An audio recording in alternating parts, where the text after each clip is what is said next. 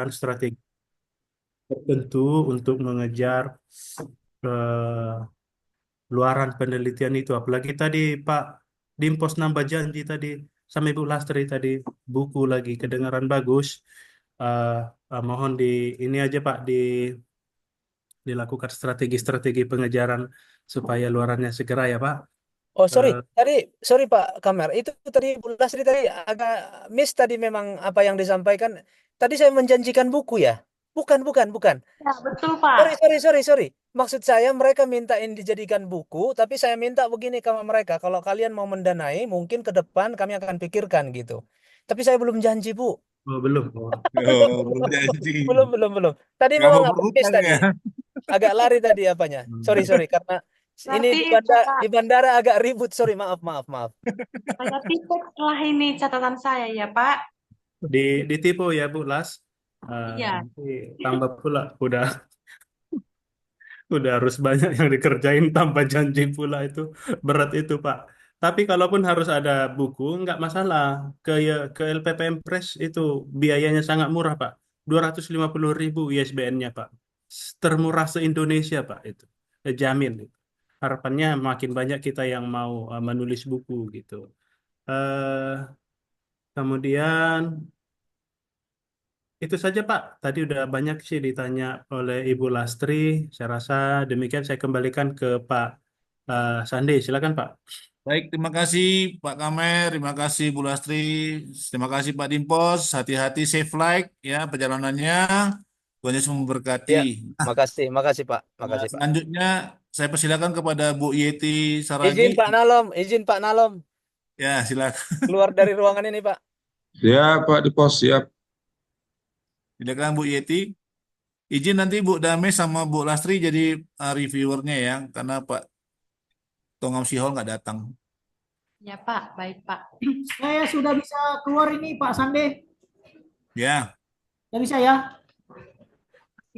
jangan Pak, Pak Hoden masih Oh ya, dibutuhkan. oh ya masih. Oke baik. Iya, nanti Pak Nalom sama Pak Kame, Pak Nalom sama sama satu lagi Pak Tunggul Sitorus. Oke Kasih siap. dulu Kita tunggu. kopinya Pak Oden itu, dikasih kopinya dulu biar sabar dia menunggu. Siap Pak Kopi. Dekan. Nanti kita tunggu kopinya. Iya, Itu iya, Pak Arsen sudah menunggu dia. iya. Oke, siap Bu Yeti, siap. Iya, Langsung. terima kasih LPPM Pak Sande dan dari LPPM tim LPPM. Terima kasih Bapak Ibu atas kesempatannya. Saya diberi waktu kembali untuk bisa mempresentasikan eh, laporan kemajuan. Seharusnya saya ada di tanggal 31 Oktober kemarin. Terima kasih saya sudah diberikan jadwal kembali. Judul penelitian ini adalah analisa meminimalkan dampak penurunan konsolidasi untuk mencapai pembangunan konstruksi tepat waktu. Jadi, pada pembangunan box tunnel kereta. Jadi penelitian ini, oke, penelitian ini sebenarnya kita proyek pembangunan tunnel ini sudah selesai, gitu ya. Kebetulan saya ikut ambil bagian dalam pekerjaan ini. Nah, kenapa ini saya ambil jadi penelitian? Karena pertama kita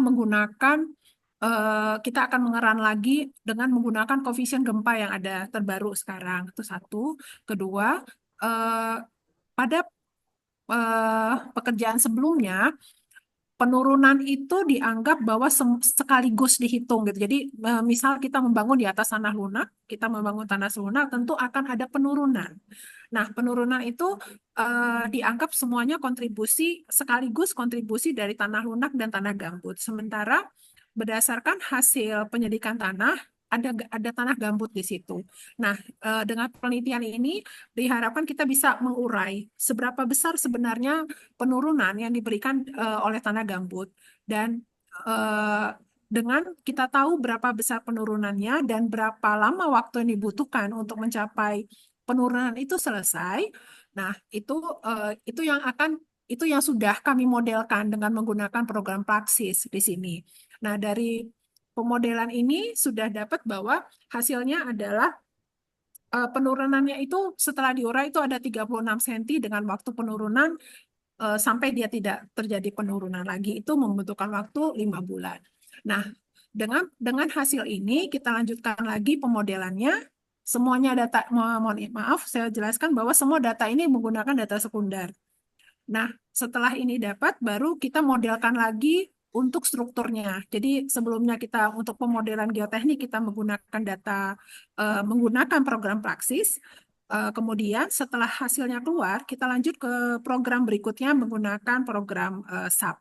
Nah, kami belum melanjutkan sampai ke program SAP. Yang baru kami lakukan adalah sampai ke mendapatkan penurunan yang terjadi setelah dimodelkan dengan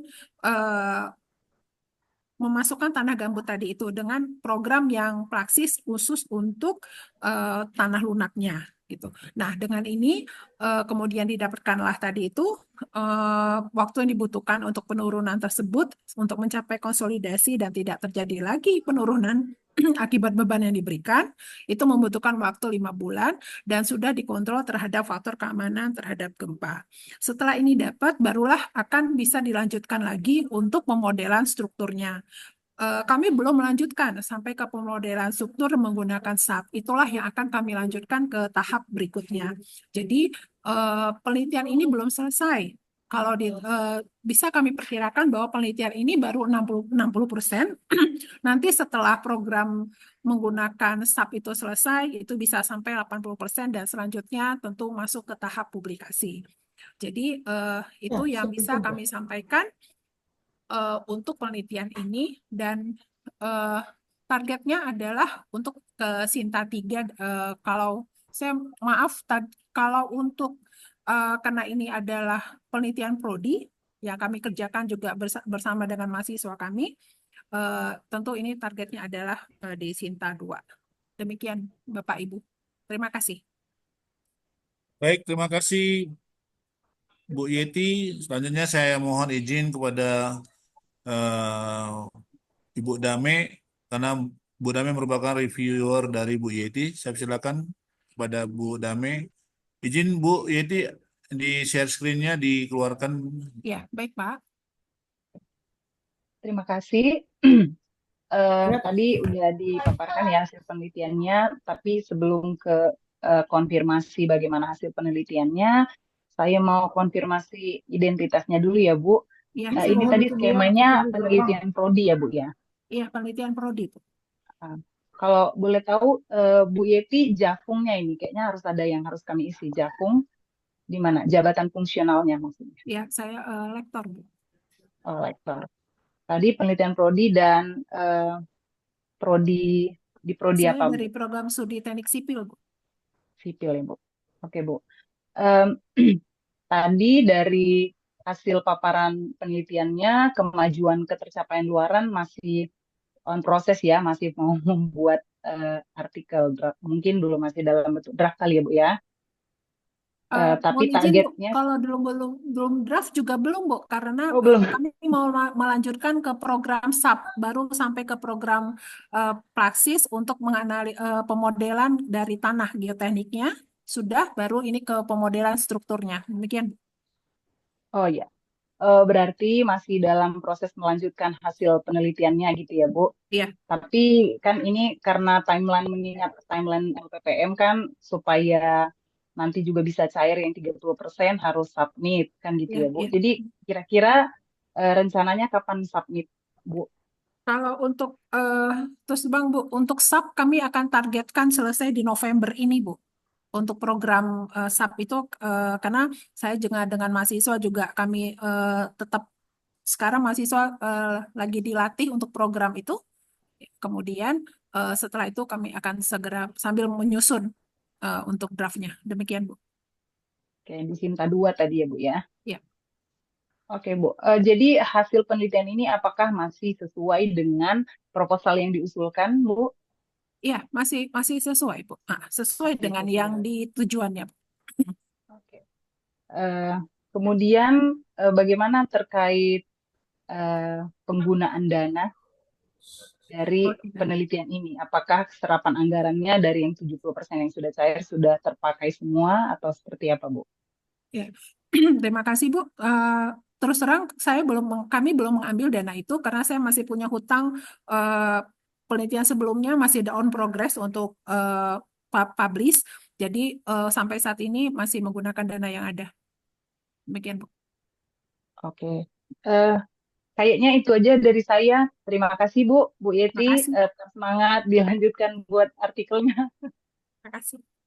Baik, makasih. Selanjutnya kepada Bu Lastri, silakan Bu. Ya, terima kasih Bapak Sande. Selamat sore Ibu Yeti. Selamat sore, Bu. Apa kabar Bu? Sehat Bu? Sehat. Kita sering berpapasan di gedung L ya Bu. Baik, hampir semua pertanyaan yang ingin saya tanyakan sebenarnya sudah ditanyakan oleh Ibu Dame dan saya juga sembari membuat notes dan catatannya di sini di dalam laporan itu yang saya buat. Mungkin kalau dari saya lebih ke saran dan himbauan supaya pengerjaannya dicepatkan jadi 100% karena masih harus buat draft lagi, masih harus cari jurnal lagi. Tapi seperti yang saya dengar tadi, sepertinya sudah ditargetkan akan ke Sinta 4. Apakah sudah ada target tujuan jurnalnya juga, Bu? Eh, Kami masih melihat lagi, Bu, bagaimana ininya, karena kan masing-masing ada tenggang waktunya ya dengan Iya. masing-masing jurnal itu, masih melihat peluang mana yang bisa segera dimasukkan. Iya, iya. Berarti masih harus mencari lagi karena tidak semua jurnal itu publish tiap bulan kan. Iya. Jadi juga mengatur waktunya mulai dari submission, review sampai ke publish. Itu aja Bu yang bisa saya sampaikan. Ya, makasih, Bu. Berikan ke Bapak. Baik, terima kasih Bu Astri, terima kasih Bu Dame, dan juga Bu Yeti. Silakan Bu, boleh nanti lanjutkan kegiatannya kembali. Iya. Hati-hati ya Bu sama mahasiswanya. Ya, makasih Pak. Makasih sudah duluan. Makasih Pak. Oke, makasih. Selanjutnya kepada Bu Dame, boleh Bu Dame? Ya Pak, saya ya Pak, Ya, soalnya siap ya. Oke, persoalan ini gara-gara ini. ya saya Minta tolong Pak Sande ya. share ya Bu ya. Ya, bentar saya share. Oke, makasih Bu. Bentar saya share ya Bu, punya Ibu ya. Baik Pak.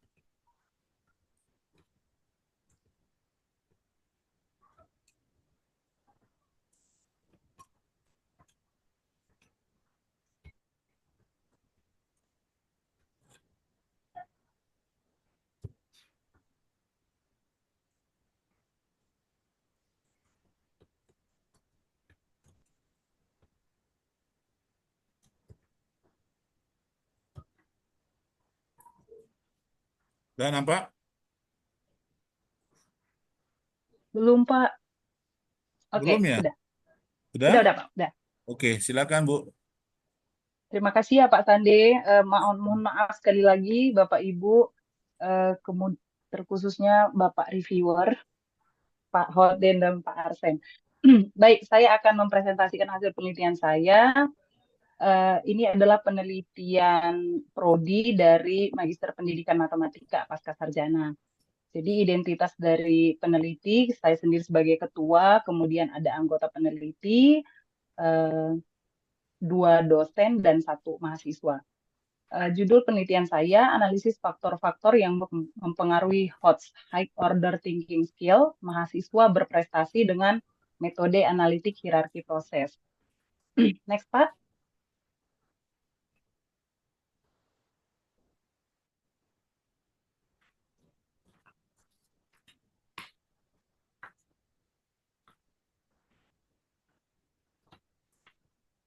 Oke, yang menjadi latar belakangnya adalah HOTS ini adalah keterampilan berpikir tingkat tinggi sudah menjadi salah satu fokus utama dalam pendidikan kontemporer sekarang, apalagi menghadapi kompleksitas abad 21.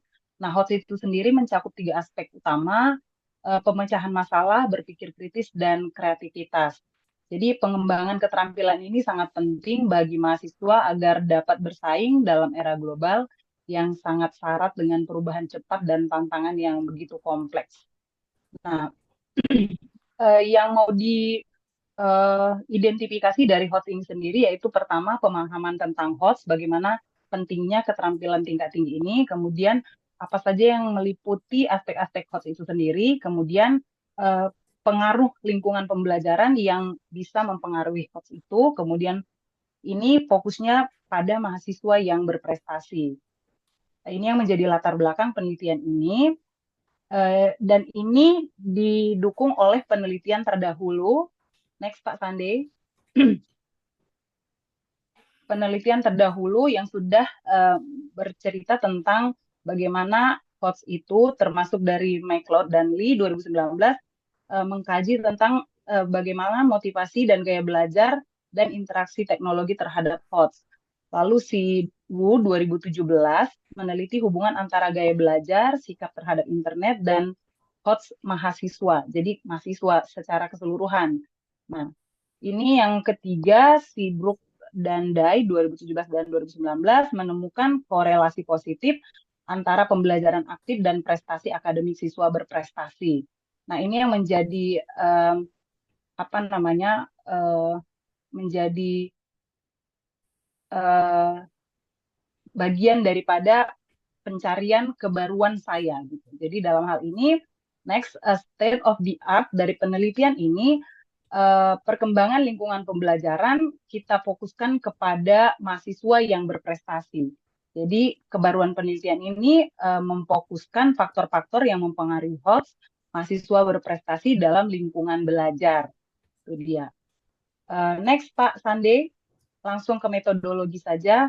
Metodologinya seperti yang ada di judul, saya menggunakan metode analitik hierarki proses. Nah, dalam proses pengerjaannya, tahap-tahapnya pertama mengidentifikasi masalah, merumuskan pertanyaan penelitian, bagaimana menentukan ruang lingkup studi tentang hots pada mahasiswa berprestasi, lalu menetapkan tujuan penelitian, kemudian mengkaji pustaka atau studi literatur, kemudian menyusun hierarki penelitian. Hierarki itu mencakup tujuan, kriteria, dan subkriteria dalam analisis AHP. Kemudian nanti menyebarkan kuesioner kepada 20 responden, yaitu mahasiswa berprestasi. Dalam hal ini dikategorikan pada mahasiswa yang IP-nya 3,85 sampai 4. Kemudian pada proses perhitungan AHP ini melakukan analisis data dengan membandingkan masing-masing kriteria, mana yang menjadi prioritas tertinggi. Oke, itu metode penelitiannya. Saya langsung kepada hasilnya. Ya, kriterianya ada 3 kriteria dalam menentukan apa yang menjadi faktor mempengaruhi hots pada mahasiswa berprestasi. Pertama dosen, kedua mahasiswa, dan ketiga lingkungan belajar.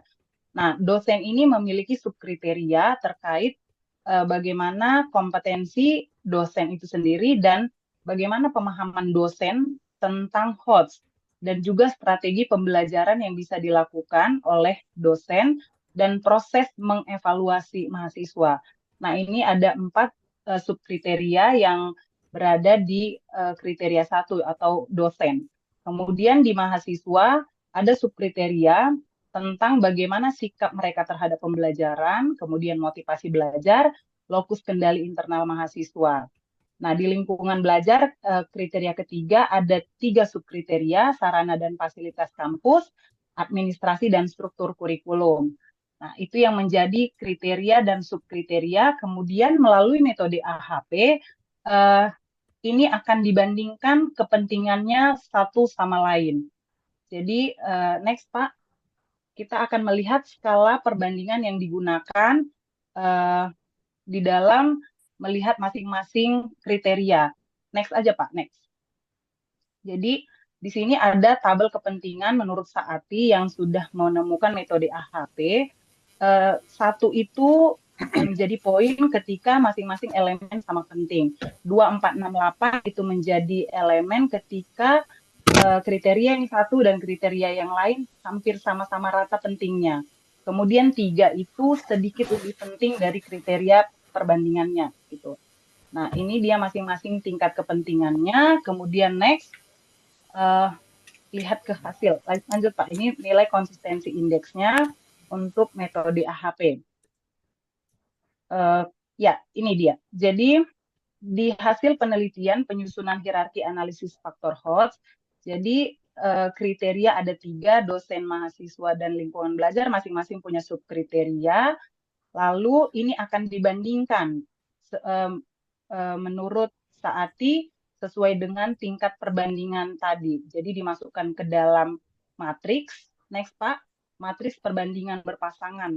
Jadi ini K1 dengan K1 perbandingannya 1, K1 dengan K2 0,14. K2 dengan K1 ini di matriksnya ini, K2 dengan K1 ada angka 7, berarti maksudnya di sini K2 jauh lebih penting dari K1, begitu. Nah, dan seterusnya. Begitu juga untuk subkriteria dibandingkan juga sampai pada akhirnya semua matriks perbandingan berpasangan ini terisi. Nah, interpretasi matriks ini menunjukkan bahwa siapa yang lebih penting dibandingkan yang lain. Nah, demikian pengisian matriks perbandingan berpasangan. Kemudian dari matriks ini nanti akan diuji bagaimana konsistensi penilaian itu terjadi sehingga dihasilkanlah prioritas atau perankingan mana yang lebih penting masing-masing kriteria dan subkriteria. Jadi dari hasil yang didapatkan dengan menggunakan expert choice dan agent value matrix didapatkanlah kalau untuk khusus perbandingan masing-masing kriteria sudah dapat prioritasnya, urutan prioritasnya K1, K2, K3, siapa prioritas yang paling besar, maka itulah yang menjadi yang terutama atau yang terpilih, faktor yang paling mempengaruhi dalam hal ini. Kayaknya kepotong ini Pak, yang itu ya. Masih yang ke tabel itu di atas Pak. Ya, ini. Jadi inilah hasil uji konsistensi penilaian termasuk masing-masing subkriteria kita bandingkan dan dari hasil matriks agent factor dengan melihat konsistensi rasio tadi rumus yang di atas itu kita dapatkan prioritas kepentingannya mana yang lebih penting. Jadi di sini sudah di ranking siapa yang paling penting dari masing-masing faktor tadi. Nah, dari hasil ini maka dapat disimpulkan kesimpulannya bahwa hasil perankingan faktor-faktor yang mempengaruhi HOTS dari 20 mahasiswa berprestasi itu yang paling tinggi bobotnya adalah bobot dari kriteria kedua mahasiswa. Dalam hal ini bobotnya dapat 0,53. Kemudian ranking yang kedua kriterianya dosen itu bobotnya 0,13 dan kriteria ketiga adalah lingkungan belajar. Terkait dengan subkriterianya, subkriteria yang menjadi prioritas pertama yaitu subkriteria mahasiswa. Jadi subkriteria mahasiswa. Yang kedua satu yaitu motivasi belajar mahasiswa. Kemudian prioritas subkriteria yang kedua itu dosen terkait dengan kompetensi dosen dalam mengajar di kelas. Yang ketiga, subkriteria lingkungan belajar itu prioritas pertama adalah struktur kurikulumnya. Jadi dari perankingan dengan metode AHP ini, apa saja yang menjadi prioritas faktor-faktor yang mempengaruhi HOTS mahasiswa berprestasi itu dapat di-ranking dengan metode AHP ini. Terima kasih. Demikian hasil penelitian saya, Bapak Ibu.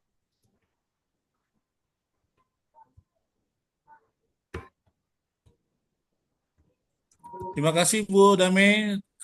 Saya stop share screen-nya.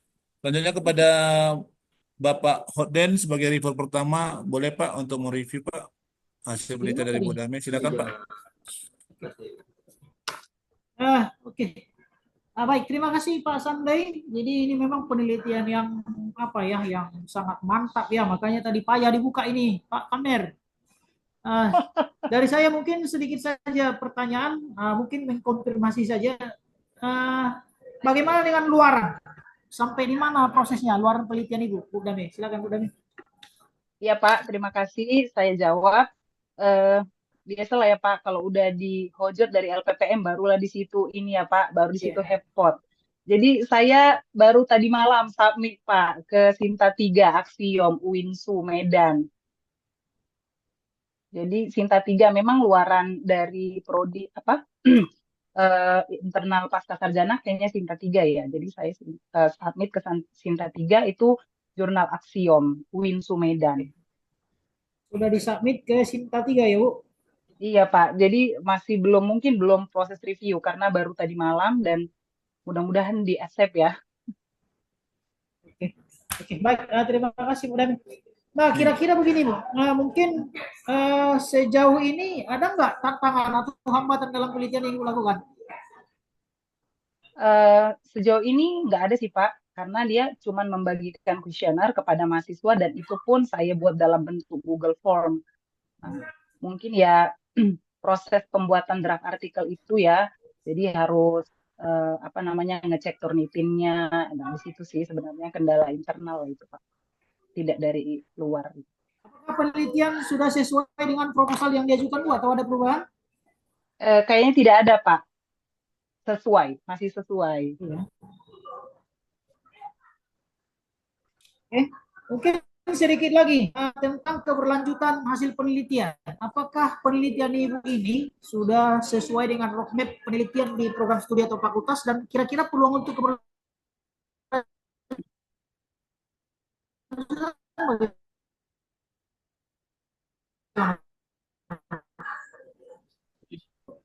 Ya Pak, ya. Jadi potensi keberlanjutan ini eh, penelitian ini akan terus dikembangkan. Dalam hal ini mungkin akan mengkolaborasi model yang lain. Jadi ini kan sudah ada pakai metode AHP namanya, tapi untuk lebih melihat bagaimana sebenarnya goalnya dari penelitian ini, saya sudah memikirkan bagaimana mengkolaborasi metode ini dengan model yang lain, namanya goal programming. Jadi penelitian saya sebelum-sebelumnya juga memang begitu, integrasi AHP dan goal programming. Nah, itu yang akan saya bawa terus di dalam roadmap penelitian saya, dan itu masih di bawah payungnya penelitian Prodi, Pak. Oke, baik. Terima kasih. Mungkin itu saja pertanyaan dari saya, Pak Sandi. Baik, Saya baik. Terima kembalikan ke Pak kasih Sandi. Pak Hoden. Terima kasih Bu Dame. Selanjutnya kepada reviewer kedua Pak Arsen. Saya mohonkan Pak Arsen, silakan Pak. Baik, terima kasih Pak Sande. Selamat sore Ibu Dame. Selamat sore, Pak. Baik, mungkin tambahan Bu Dame, tadi dikatakan sudah disubmit ke Sinta 3 Jurnal Aksiom ya Bu ya. Iya, Pak. Oke, mudah-mudahan cepat terbit ya, biar langsung cair 30%. Kemudian pertanyaan saya Bu, kira-kira ada nggak luaran tambahan dari penelitian ini Bu? Gimana? Maaf, Pak. Ada tidak luaran tambahan dari penelitian ini Bu? Kalau luaran tambahan kayaknya nggak ada, Pak. Tapi memang ini sudah saya rencanakan akan menjadi apa namanya keilmuan saya ke depan gitu. Jadi untuk artikel-artikel berikutnya, penelitian-penelitian berikutnya akan membawa metode ini, tapi mungkin akan ditambahkan dengan variabel yang lain dan dikolaborasikan dengan model-model yang lain gitu, Pak. Oke, baik. Kemudian hasil penelitian yang menarik itu dari penelitian Ibu itu apa gitu? Kira-kira apa yang bisa dikomunikasikan dengan kita yang mungkin lebih apa ya, lebih umum mungkin disampaikan. Kalau mungkin angka-angka tadi agak berat juga saya memahami itu. Ya, jadi ini kan metode AHP ini kan menganalisis faktor-faktor boleh digunakan di model lain pun, tapi khususnya Nanti di dia meranking ruang LMS ya. yang paling penting, mana faktor yang paling penting untuk lebih diprioritaskan sebagai faktor yang mempengaruhi sesuatu. Jadi di sini kan kita menganalisis faktor-faktor yang mempengaruhi HOTS mahasiswa berprestasi. Jadi setelah dianalisis, yang paling mempengaruhi high order thinking itu yang pertama adalah motivasi belajar mahasiswa. Nah, kemudian yang kedua kompetensi dosen. Jadi secara umumnya gitu dia modelnya, Pak. Kompetensi dosen dalam mengelola pembelajaran di kelas. Dan yang ketiga lingkungan belajar, tapi lingkungan belajar ini spesifiknya ke kurikulum. Jadi kurikulum itu pun mendukung bagaimana mahasiswa itu diperoleh gitu, Pak. Jadi 3 poin itulah yang menjadi ranking utamanya. Ranking yang lain pun sebenarnya faktor yang lain sebenarnya mendukung, tapi dia bukan menjadi ranking pertamanya. mungkin urutan kedua dan ketiga gitu Pak. Oke, mungkin terakhir ini Bu, mengenai Ya Pak. serapan anggarannya, apakah anggarannya terserap dengan baik yang 70%? Iya, jadi kalau dari yang 70% itu sekitar 60% sudah digunakan, 40% nanti keperluan untuk kalau sudah LOA-nya keluar, mudah-mudahan akan membayar biaya publish lah Pak, publish artikelnya. Oke, baik. Baik Bu, terima kasih. Kembali ke Pak Sandi. Baik, terima kasih Pak Arsen atas reviewnya. Terima kasih Bu Dame, terima kasih Pak Hotden. Ya, boleh kalau masih ada kegiatan, boleh Bu Dame melanjutkan kegiatannya. Selanjutnya untuk kepada Pak Nalom Siagian, kami mohonkan untuk mempresentasikan materinya. Nanti reviewernya saya mohonkan kepada Pak Hotden dan Pak Kamer ya. Terima kasih Pak. Baik, terima kasih Pak Sandi atas kesempatan ini. Izin Bapak Ibu, Pak Kamer selaku Ketua LPPM, Pak Oden, Asen, dan yang lain. Tentu saya juga gemetar juga ini saya Pak Sandi. Nah, para ahli-ahli peneliti ini dan gitu. Apakah saya coba Pak Sandi ya? Saya coba aja Pak Sandi ya. Ya silakan Pak, silakan. Baik-baik kalau reviewernya kok ini. Iya ya. Bisa napa Pak Sandi? Bisa Pak, bisa silakan Pak. Bisa. Baik Bapak Ibu reviewer, Pak apa tadi reviewer saya Pak Sandi? Pak Kamer dan Pak Hotden. Pak Oden. Jongkol-jongkol lain sudah teh. Baik, sesuai dengan usulan Kami kami. hanya melihat-lihat aja ini, Pak Dokter. Hanya melihat-lihat aja. Ya, iya. Sesuai dengan usulan kami di proposal dan reviewer menyatakan layak diteruskan hari itu, maka kami teruskan dengan judul Sosial Ekonomi dalam Perspektif Pengelolaan Sampah dan Lingkungan Hidup Pesisir Sungai dan Pantai Belawan melalui pemberdayaan masyarakat. Itu sebagai Ketua Tim Peneliti saya sendiri, anggotanya Ibu Natalia Sihombing dan Pak Kepler Sinaga, ada Johnson Raja Gugu, dan ada mahasiswa Wilda Yonasari Utapea.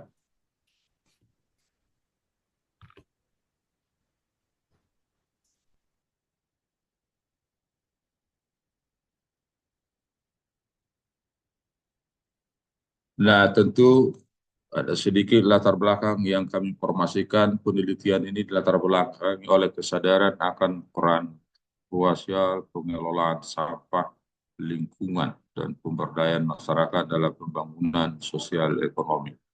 Di era urbanisasi yang pesat dan perubahan iklim global, pentingnya lingkungan yang efektif semakin mendesak. Sementara itu pemberdayaan masyarakat sebagai pendekatan kunci dalam strategi pembangunan berkelanjutan.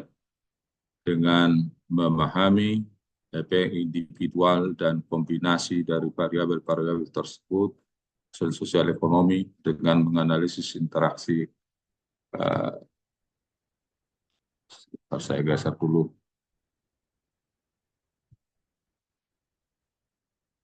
kompleks antara pengelolaan sampah, pengelolaan lingkungan, dan pemberdayaan masyarakat. Studi ini berupaya memberikan wawasan yang lebih dalam tentang bagaimana inisiatif berbasis masyarakat dapat mempengaruhi pembangunan sosial ekonomi secara holistik.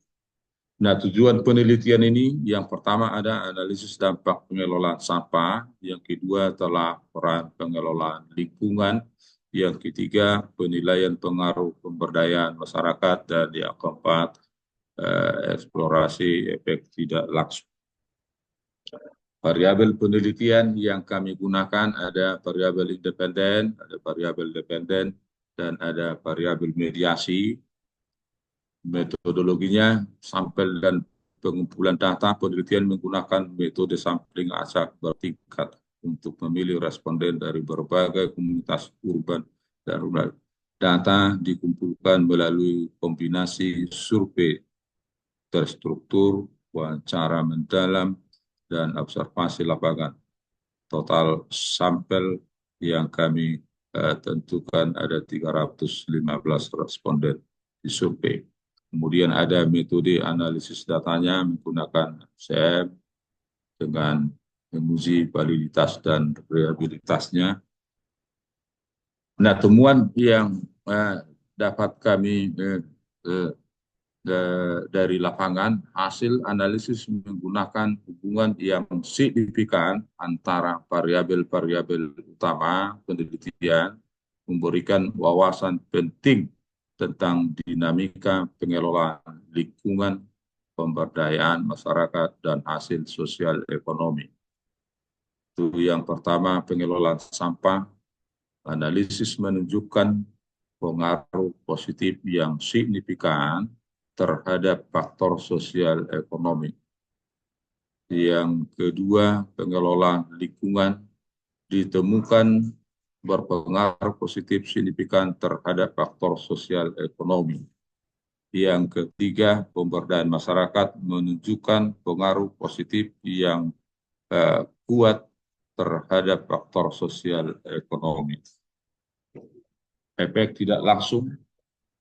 Analisis efek tidak langsung mengungkapkan dinamika yang lebih kompleks dalam hubungan antar variabel, memberikan pemahaman yang lebih mendalam tentang peran mediasi pemberdayaan masyarakat.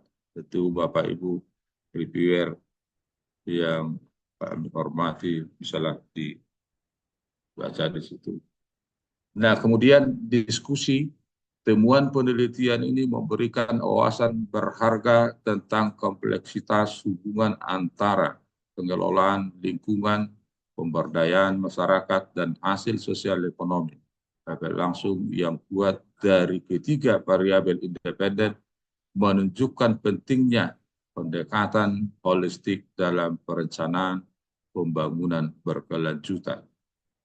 Pengelolaan sampah. Pengaruh langsung yang kuat menunjukkan bahwa investasi dalam sistem pengelolaan sampah yang efisien dapat memberikan manfaat sosial ekonomi yang signifikan, terlepas dari tingkat pemberdayaan masyarakat. Yang berikut, pengelolaan lingkungan, efek tidak langsung melalui pemberdayaan masyarakat, menekankan pentingnya melibatkan komunitas dalam inisiatif lingkungan untuk memaksimumkan dampak sosial ekonomi. Dan yang berikut, pemberdayaan masyarakat, peran sentral pemberdayaan masyarakat, baik sebagai variabel independen maupun mediasi, menegaskan pentingnya pendekatan bottom up dalam pembangunan berkelanjutan. Maka sebagai kesimpulan yang bisa kami tarik dari hasil penelitian ini mengungkapkan hubungan yang kompleks dan saling terkait antara pengelolaan sampah, pengelolaan lingkungan, pemberdayaan masyarakat, dan faktor sosial ekonomi. Temuan utama menunjukkan bahwa yang pertama, pengelolaan sampah dan lingkungan memiliki dampak langsung yang signifikan terhadap hasil sosial ekonomi. Yang kedua, pemberdayaan masyarakat berperan penting baik sebagai faktor langsung maupun mediator, terutama dalam konteks pengelolaan lingkungan.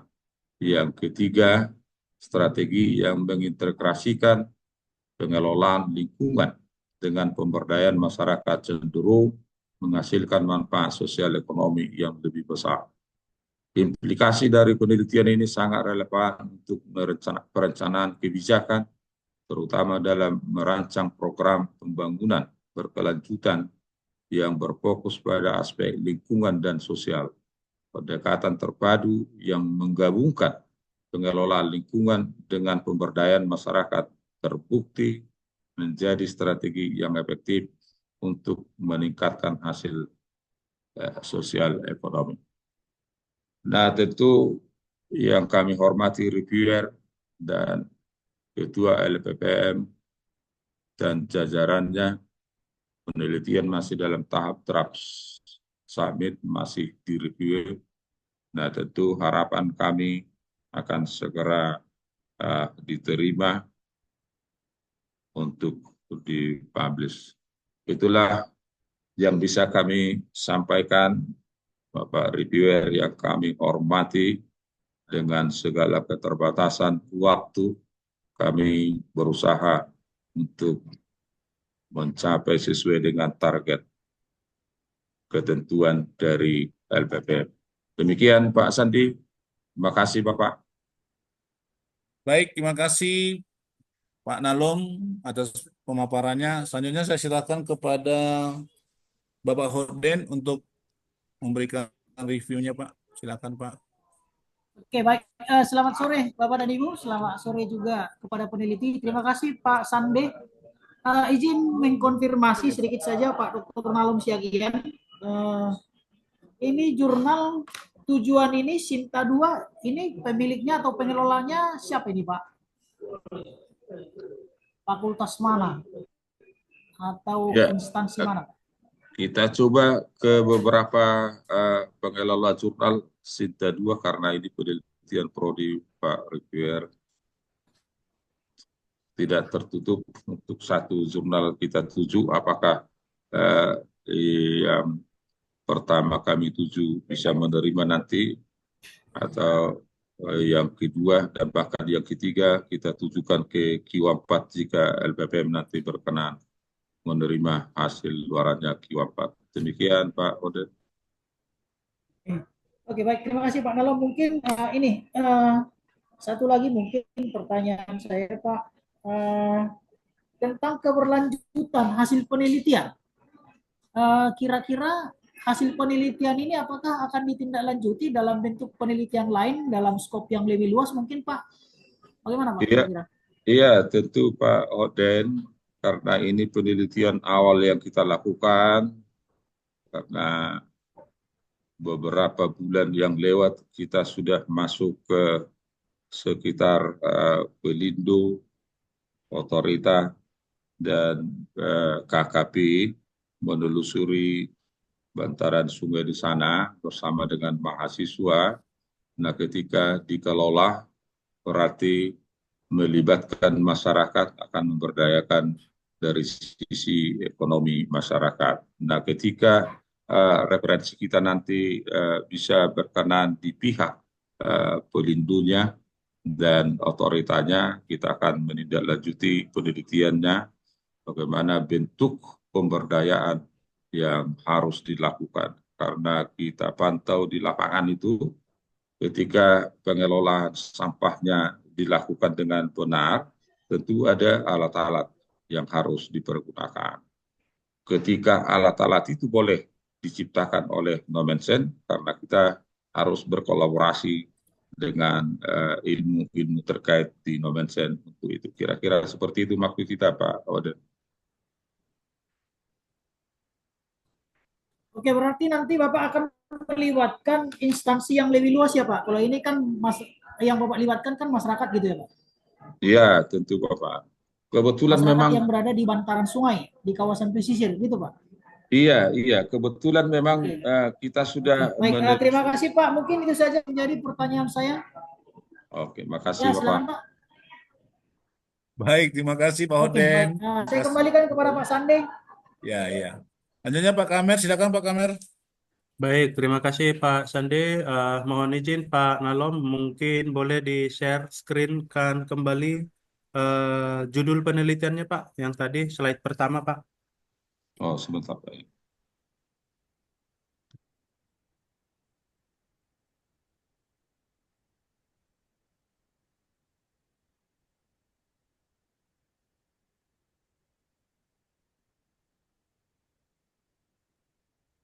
Izin Pak Kamer.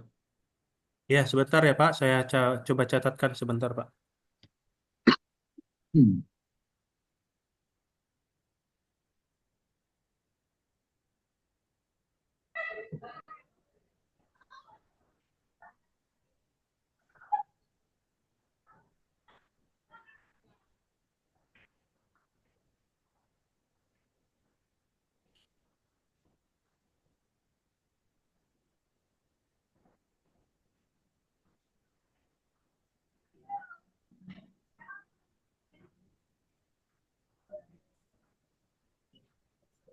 Eh, konfirmasi Pak, ini DN Pak.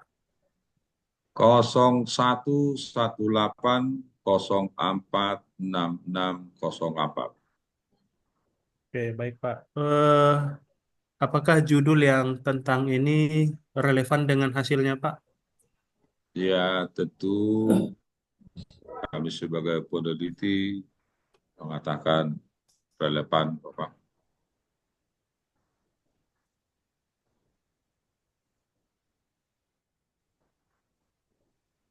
Oke, baik Pak.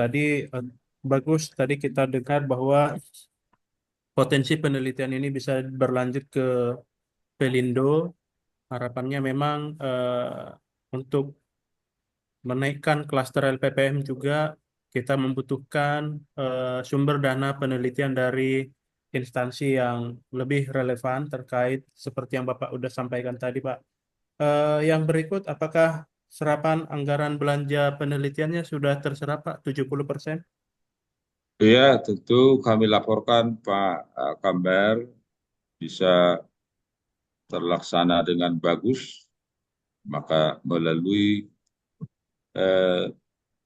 reviewer ini, Bapak selaku Ketua LPPM, tentu kalau bisa makin ditingkatkan lagi dananya, anggarannya untuk penelitian, khususnya yang prodi. Nah, kebetulan Pak Kamer kita kembangkan memang ini, dan berdasarkan inilah kami mendapatkan dana CSR yang 90 juta yang kami gunakan untuk seminar internasional hari itu. Dan berdasarkan proposal ini, jujur saya harus katakan saya sebagai tim pembuat buku panduan KKN tematik di Kementerian Lingkungan Hidup.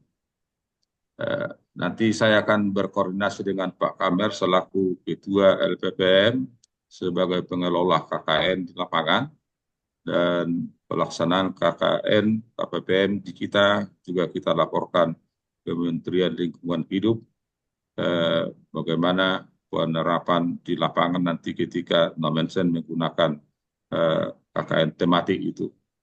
Saya kira demikian Pak Kamer. Baik, terima kasih Pak Nalom. Sangat bagus sebetulnya Pak, karena kegiatan ini bisa menaikkan klaster LPPM Pak.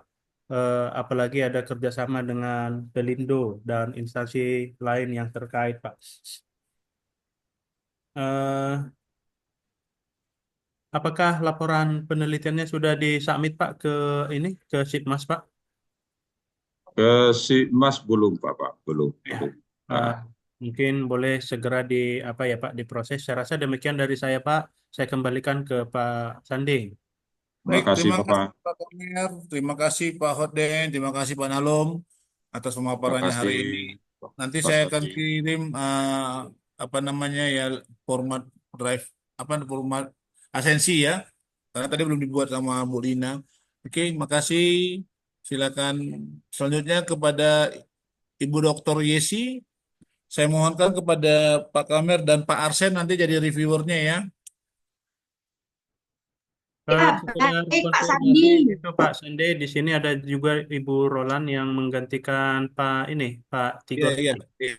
Ya, Pak Roland ya, Pak Roland. Apa ya? Pak Tigor ya, Pak Sigor Tigor, Sitohang ya. ya. Iya, iya. Habis ini ya, habis Bu Yesi ya, Pak. Selamat sore Pak Kamer.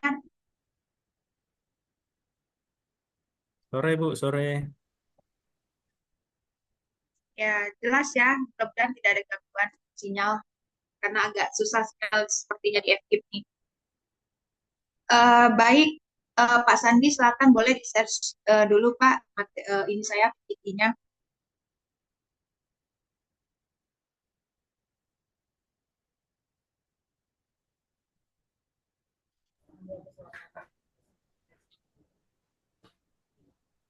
Pak Sande, saya sudah bisa izin, Pak Sande. Terus mau live langsung Pak Dekan hilang. Aku yang masuk ya terus live ya. Nggak Karena sudah sopan ada nih. Dr. Yesi di sini meramaikan Zoom kita ini. Ya, boleh Pak. Terakhir masalahnya Kenapa masih ya? Pak Arsi sama Pak Bu Lastri ya. Yuk, yuk, yuk.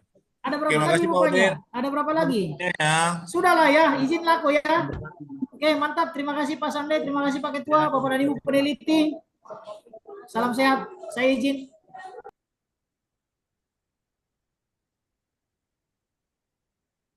Ya Pak, kalau di-share Pak, PPT saya Ya, boleh ya Pak? bentar Bu, bentar. Lagi Ya lagi baik. jalan. Oke. Silakan Bu. Dah. Ya baik, selamat sore Ketua Lembaga Penelitian Universitas AKBP Nomensen, Bapak Dr. Kaban, dan juga Bapak Dr. Arsen, sekarang selaku reviewer untuk penelitian kami. Hari ini judul penelitian saya adalah transbahasa dan musikalitas pada performansi mahasiswa tentang program studi pendidikan bahasa Inggris pada mata kuliah seminar peneliti. Slide kedua, Pak Sandi.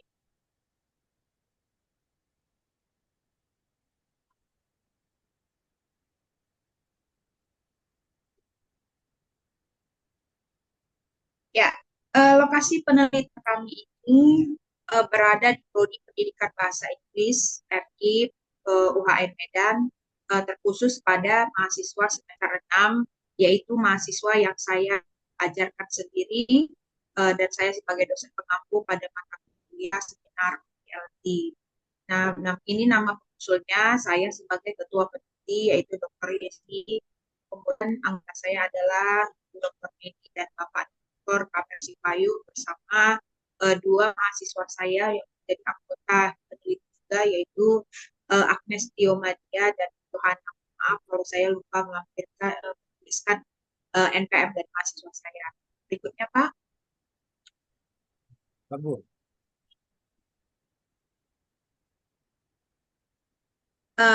Ya, untuk reviewer ini latar belakang penelitian saya itu kenapa saya tertarik untuk membahas tentang transbahasa. Kalau diterjemahkan ke dalam bahasa Inggris, bukan juga ini disebut dengan translation, bukan, tapi lebih kepada translanguaging.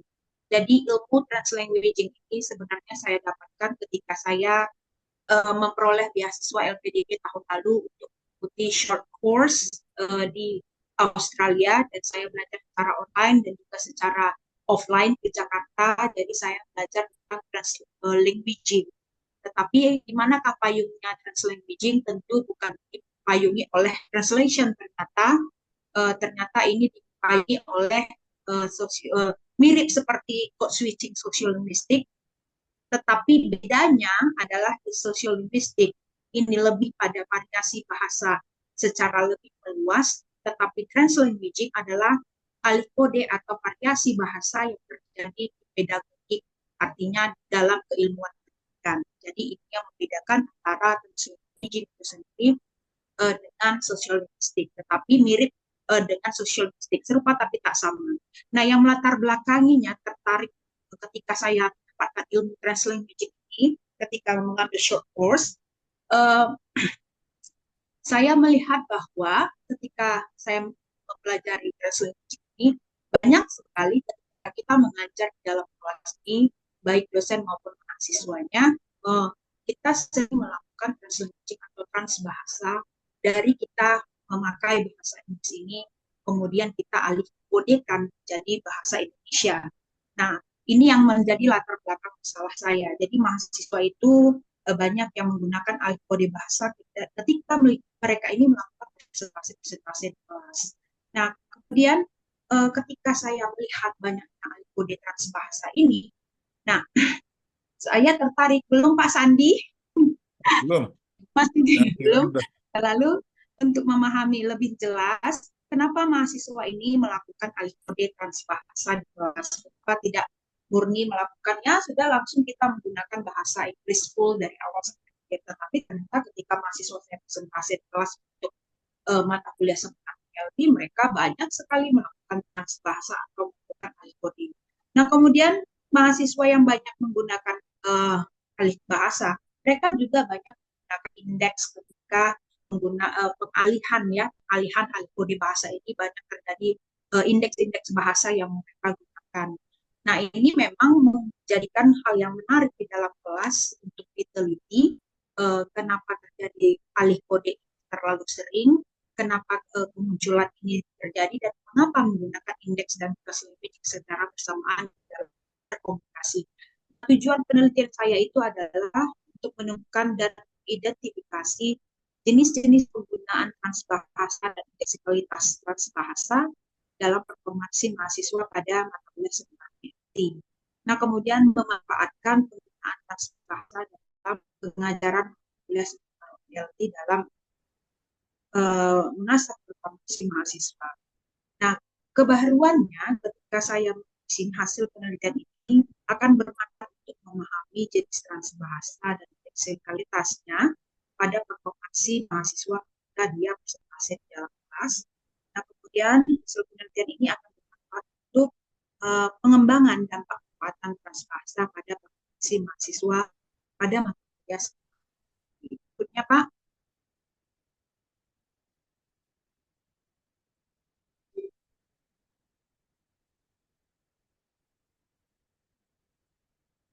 Pak Sandi, berikutnya.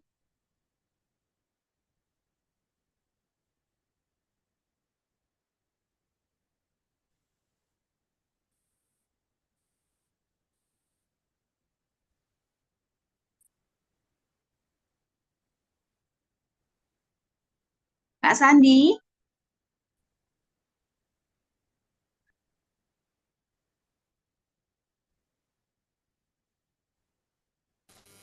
Pak Sandi, ayo Pak, ngopi kita ngopi. Pak Sandi, berikutnya slide keempat.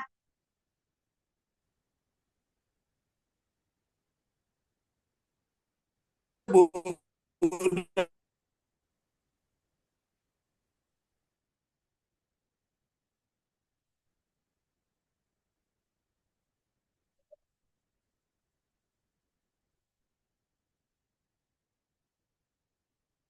Mungkin ada jaringan kali ya di Pak Sandi.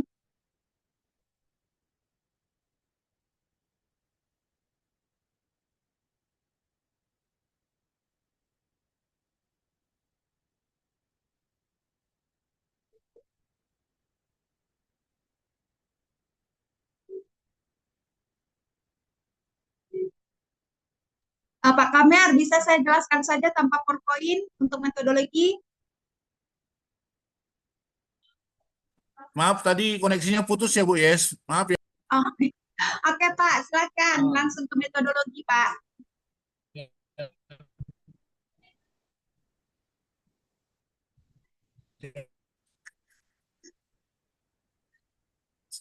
Sudah Bu.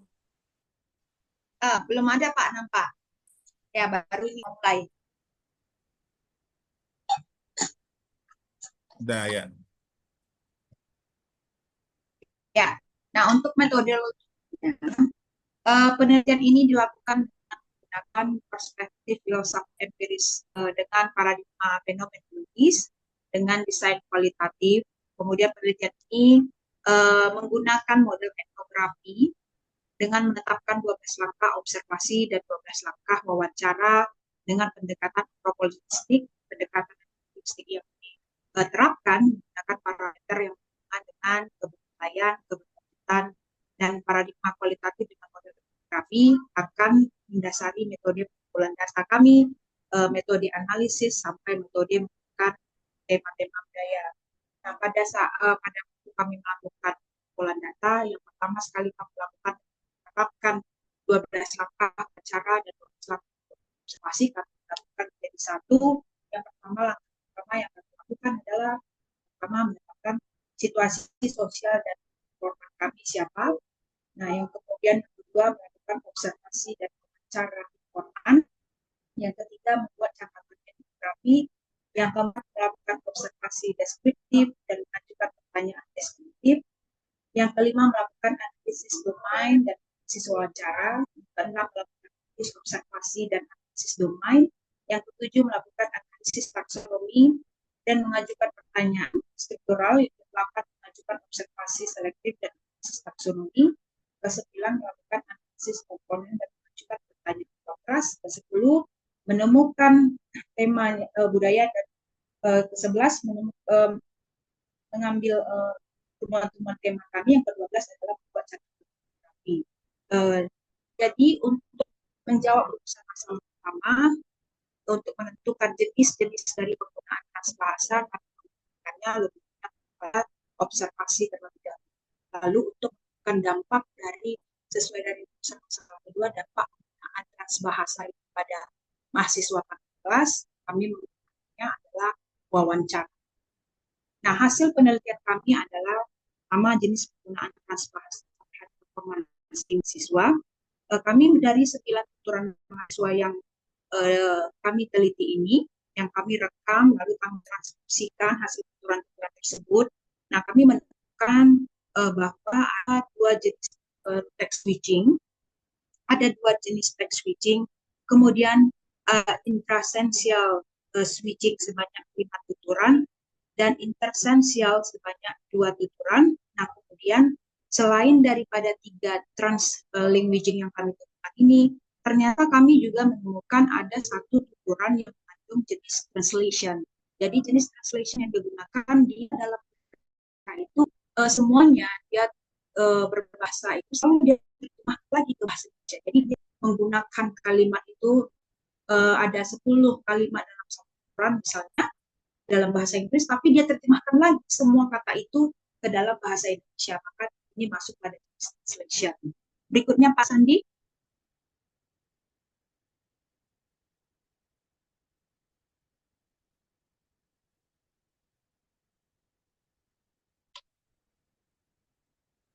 Sudah, Bu? Sudah? Belum, masih ada Pak di bawahnya. Oh iya, udah. Sorry.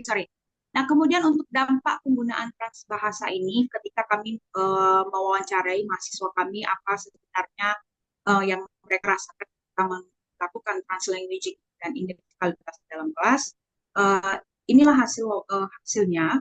Yang pertama, mereka merasa untuk mediasi pemahaman. Jadi, mereka merasa karena bahasa Inggris bukan adalah bahasa first language untuk mereka. Jadi kalau semuanya digunakan pakai bahasa Inggris, mereka takutnya kurang memahami makna dari apa yang disampaikan oleh penuturnya, pembicaranya, speakernya di depan. Jadi oleh sebab itu terkadang mereka melakukan transbahasa. Nah, yang kedua untuk membangun makna, ketika untuk dari ambiguitas ya, ketika pembicara ini menyampaikan topiknya semuanya dalam bahasa Inggris dari awal sampai akhir, nah mereka takut terjadi ambiguitas dalam pemahaman mereka. Jadi untuk menghindari ambiguitas ini, maka mereka membutuhkan transbahasa yang kemudian untuk menunjukkan pengetahuan mereka. Nah, berikutnya Pak. Ya, ini penelitian ini tadi malam baru saya submit.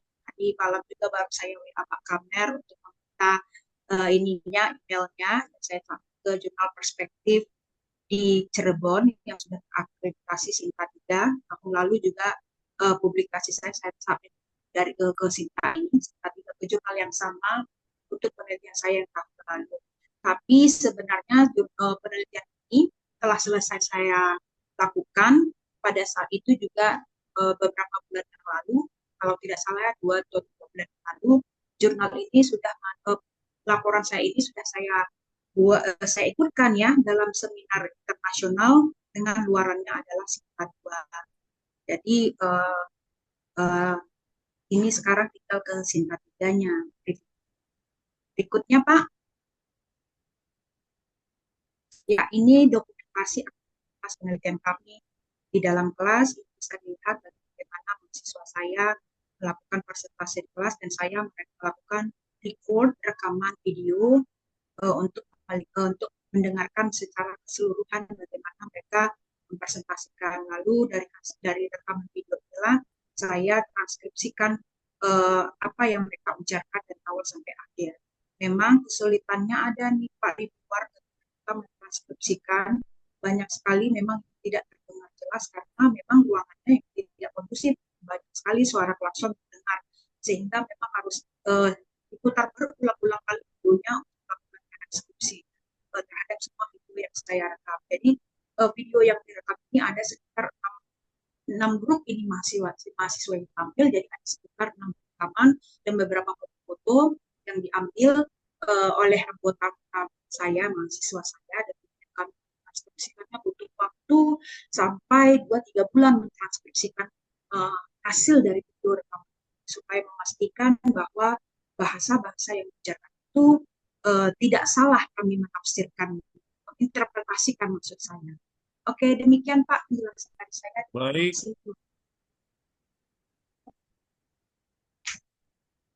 Terima kasih Bu atas pemaparannya. Selanjutnya kepada ridho pertama Pak Kamer Sipayung. Saya silakan Pak.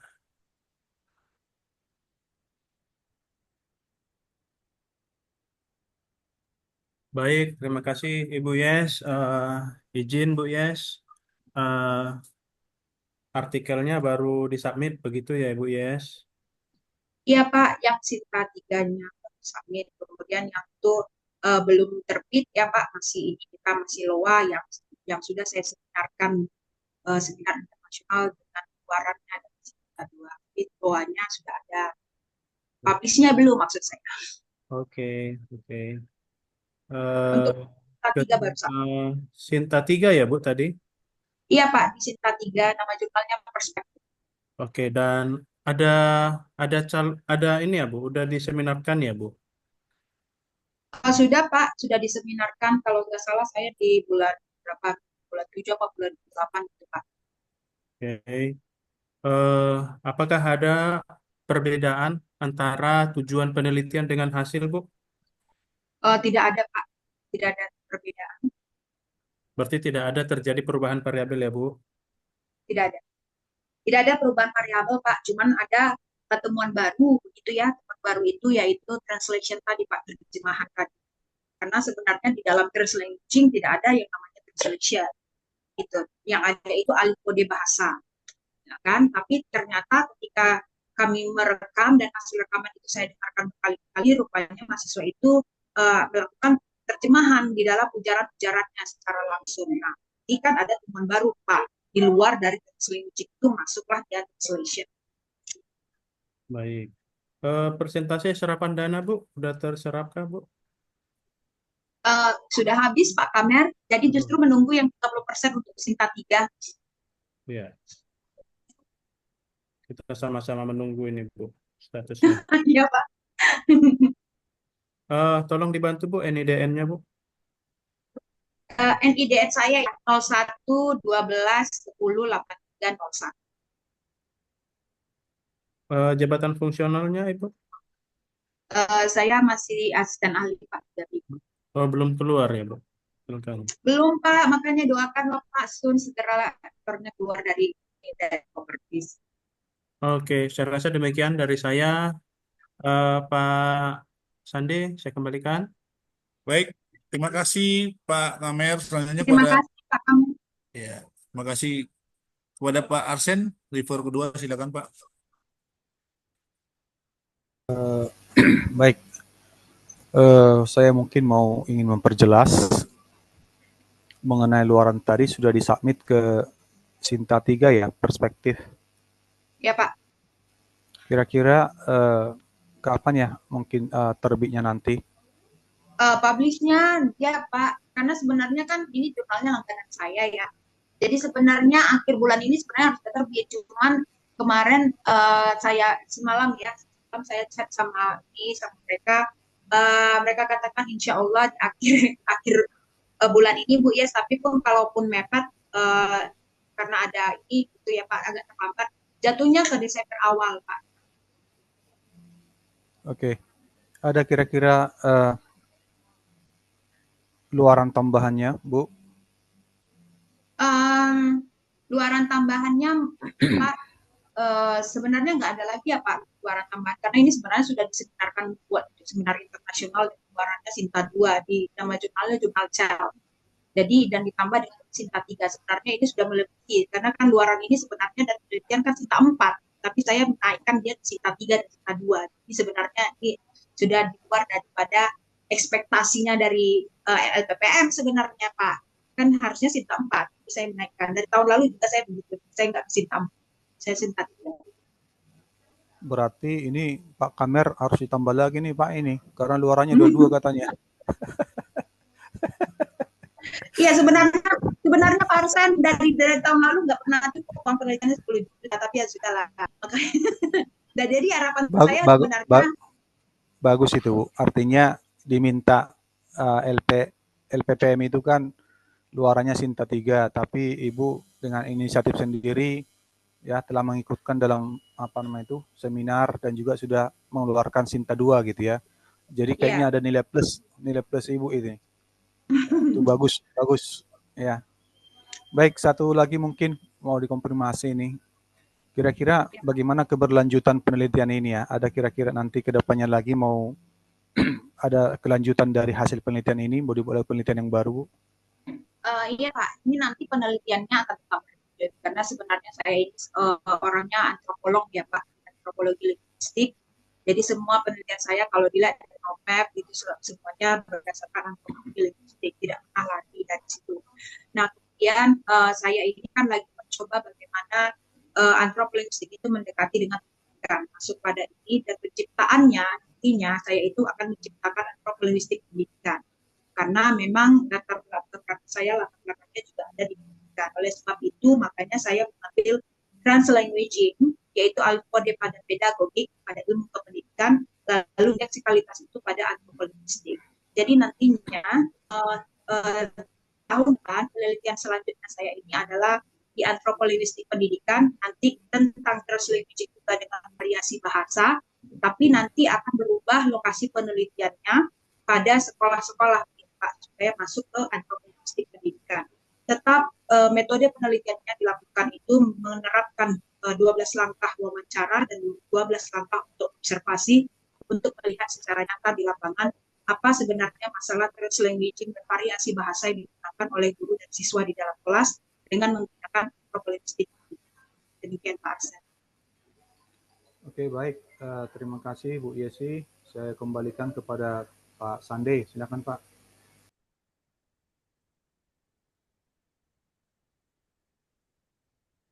Baik, sudah Pak. Mungkin ada lagi mau ditambahkan Pak Arsen sama Pak Kamer? Nggak ada? Sudah cukup Pak Sande. Kalau nggak ada cukup ya, karena sudah waktunya mau pulang juga nih ya.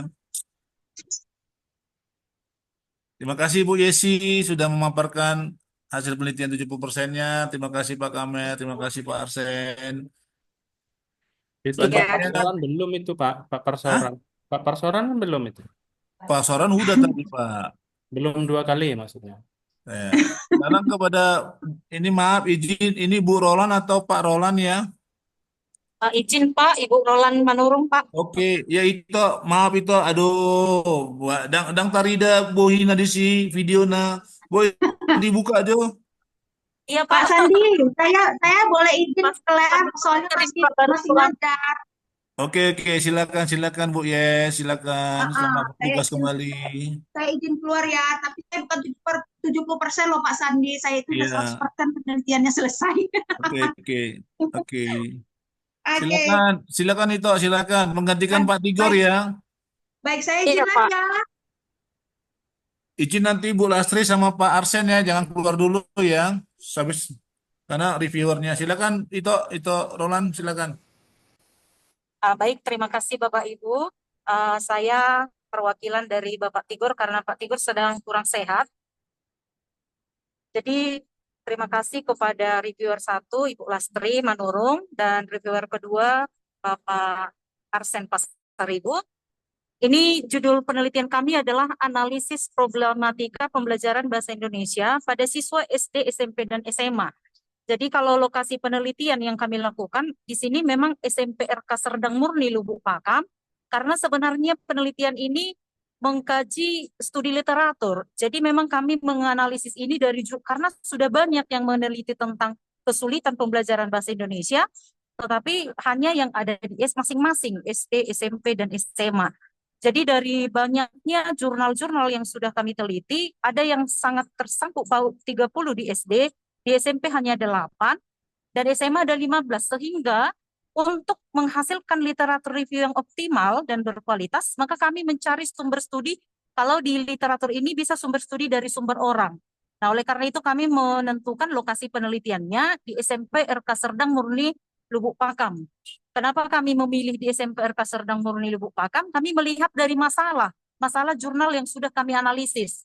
Jadi memang sesuai dengan situasinya dan masalah yang sedang terjadi begitu. Kemudian latar belakang masalah penelitian ini.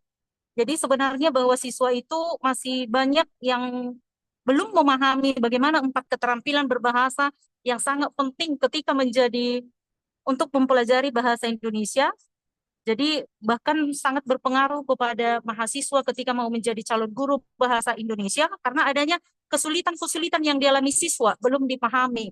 Untuk seperti itu, jadi tujuan dari penelitian ini untuk mengetahui faktor penyebab kesulitan belajar bahasa Indonesia, mengetahui kesulitan belajar bahasa Indonesia, dan untuk mengetahui solusinya.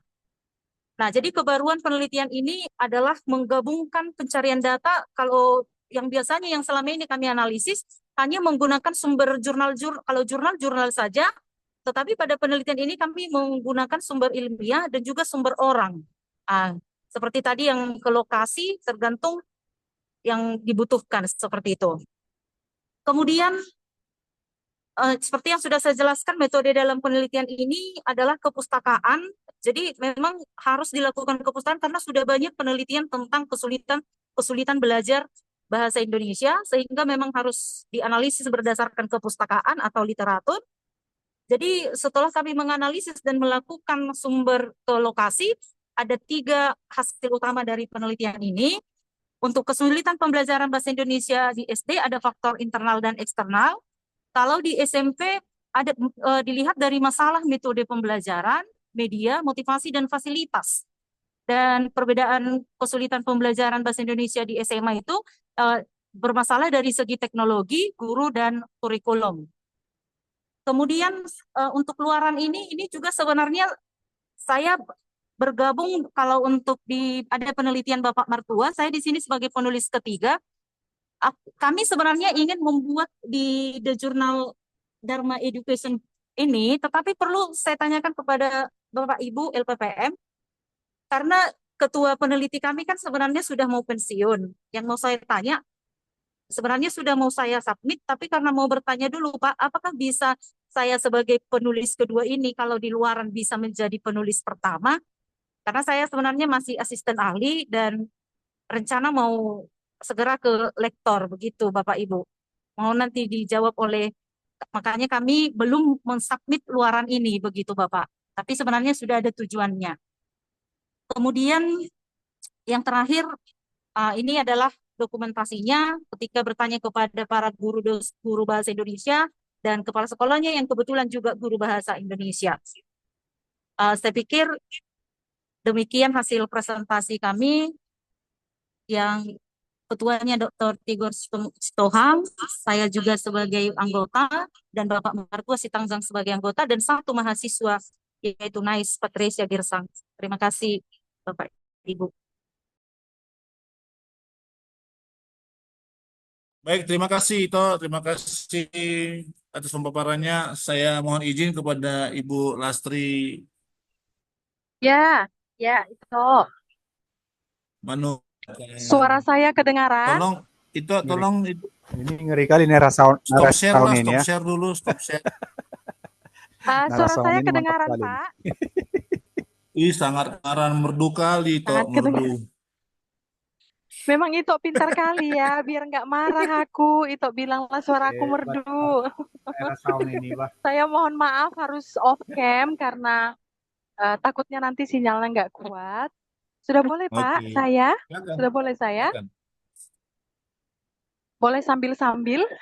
Iya, silakan itu. Oh iya. Tadi waktu pertama kali mendengar judulnya, kesulitan tentang pembelajaran bahasa Indonesia, saya pikir ini menarik juga karena ternyata siswa pun masih merasa kesulitan untuk belajar bahasa Indonesia gitu. Namun di tengah perjalanan presentasi tadi, didapatlah informasi bahwa ternyata ada item-item atau poin-poin yang membuat jadi sulit untuk mempelajari bahasa Indonesia. Ada yang mau saya konfirmasi, Ibu Roland, Berarti untuk yang Sintanya belum ada draft dan belum tahu juga akan disubmit kemana ya, karena tadi masih ada yang mau ditanyakan.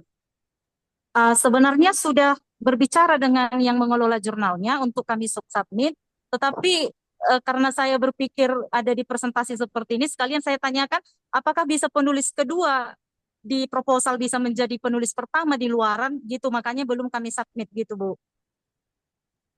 Oke, baik. Berarti untuk catatannya saya buat luaran masih dalam bentuk draft ya, Bu. Mungkin nanti bisa dijawab oleh pihak LPPM terkait itu. Yang kedua, apakah ini masih sesuai antara yang proposal sampai ke laporan akhirnya? Siapa tahu ada yang berubah karena proses review pada masa proposal. Sebenarnya tidak ada yang berubah. Untuk sampai saat ini belum ada yang berubah, Bu. Baik, semoga segera bisa submit dan proses review dijalani. Semoga cepat-cepat publish ya, Bu. Ya, Bu. Saya hanya konfirmasi 2 poin itu Sunday. Saya kembalikan kepada Bapak. Oke, baik, terima kasih. Itu selanjutnya kepada Pak Dr. Arsen, saya silakan. Masih ada di tempat kah? Sabar ya, Pak ya. Banyak ini Baik, review, Pak. terima kasih. Terima kasih Pak Sande. Ini kalau udah jumpa ini kelompok Naira Sound, ini ngeri nih. Ya, Pak Kamer, harus hati-hati kita ini. Karena moderatornya ini, itonya ini, kan gitu ya.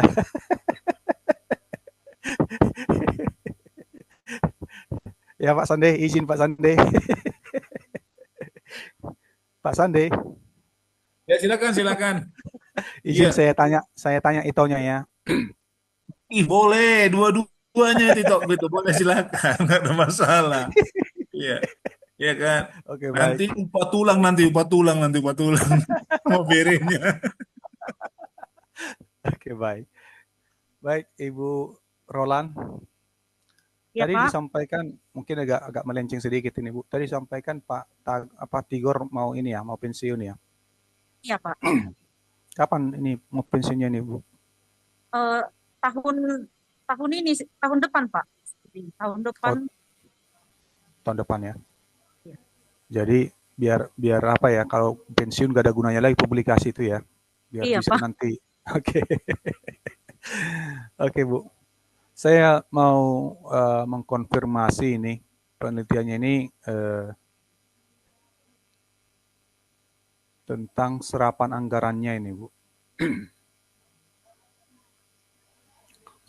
Apakah semua anggaran yang 70% itu sudah terserap dengan baik atau bagaimana, Bu? Sudah, Pak. Tinggal menunggu 30% untuk luarannya, Pak. Jadi karena memang rencana kalau ada kelebihan dari anggarannya, kami juga ingin membuat buku ber-ISBN, tetapi belum menjanjikan, Pak. Masih hanya ingin berencana, karena kebetulan materi ini memang sangat penting untuk calon-calon guru, seperti mahasiswa kami, agar bagaimana menghadapi siswa nanti untuk kesulitan mengajarkan bahasa Indonesia, gitu, Pak. Ya, bagus sekali nih, Bu Roland ya. Jadi ada luaran tambahannya lagi ya. Selain jurnal tadi ada tambahannya lagi berupa buku ya. Dan kalau itu keluar nanti dipublikasi di LPPM, dapat lagi insentif ini ya, Pak Kamer Ketua, izin. Jadi ada tambahan luaran ya, mantap ini Bu. Baik, kemudian ya izin mengkonfirmasi juga, kira-kira ada nggak potensi penelitian ini akan dilanjutkan kembali gitu, mungkin dengan pengembangan topik yang sudah ada, Bu? Iya, Pak. Kalau dari penelitian ini memang karena kami hanya mau langsung ke lokasi hanya satu bagian SMP, untuk kedepannya berencana ingin menggabungkan seperti yang tadi saya katakan, metode literatur dengan sumber orang, yaitu dari SD dan juga SMA. Kalau untuk saat ini, memang kami hanya melihat masalah yang hanya di SMP yang kurang mengenai datanya, sehingga kami ke lokasi SMP. Jadi untuk kedepannya akan kami kembangkan ke SD, SMP, dan SMA, seperti itu, Pak. Oke, baik, Bu. Jadi ya saya kira sudah cukup informasinya Bu. Baik, terima kasih. Kembali Terima kepada kasih. Pak Sande. Baik, terima kasih Pak Arsen. Itu tolong itu di share screen-nya di stop ya. Dan jangan lupa ngisi absensi ya itu. Baik, Pak. Mungkin bisa Allah, sedikit Pak Pak Bibi, Sandi, maaf saya ya. ini Oke, izin. karena di sini sudah hadir Pak Tunggul Sitorus. Sebentar Pak Sandi, mungkin Ya, saya ada tadi dengar bahwa ketuanya mau pensiun. Begitu. oh ya. Artikelnya boleh digantikan jadi ini yang penulis pertama. Eh, Sebaiknya tetap pensiunnya sebaiknya tetap Pak Ibu. Penulis satunya itu ketua peneliti sehingga eh, tidak terjadi hal-hal yang tidak diinginkan kecuali ketua bersedia mengundurkan diri menjadi ketua peneliti boleh. Jadi peneliti kedua masuk menjadi ketua. Saya rasa begitu, Ibu. Terima kasih. Lanjut Pak Sandi. Baik. Baik, terima kasih. Karena sini sudah hadir Pak Tunggul Sitorus dan Pak Jonsur Raja Guguk yang dalam mobil. Aduh, dari mana Pak Ketua? Nggak nyala itu, nggak nyala itu. Iya, iya. Tim perumus debat pilkada Humas Ketua. Jadi masih dalam mobil ini. Yang penting tanggung jawab moral ada. Langsung aja lah saya duluan Aduh, diwawancarai Pak Ketua. mantap kali, Pak. Aduh, oleh-oleh ya, jangan lupa lah ya. Pak Oke, Maringan lah duluan Ketua. Apa yang mau ditanya? tunggu Masih bentar. OTW semua.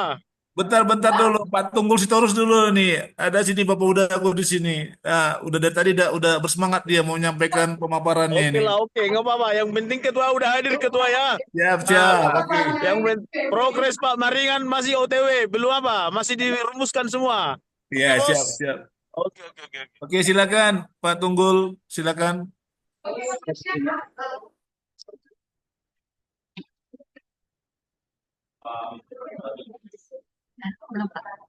Oke, selamat sore Bapak-Bapak yang terhormat.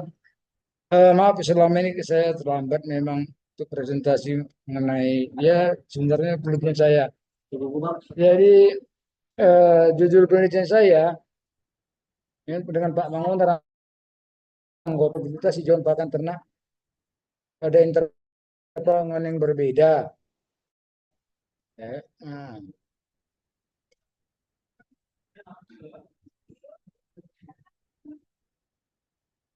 Jadi sebagai latar belakang penelitian saya ini bahwa untuk ternak ruminansia itu sangat membutuhkan hijauan sebagai pakan pokoknya. Ya, di samping konsentrat tentunya. Ya, dengan demikian kami mengadakan penelitian ini untuk melihat sebagaimana produktivitas daripada beberapa jenis rumput dan beberapa jenis legum dalam naungan yang berbeda dan juga pada interval pemotongan yang berbeda.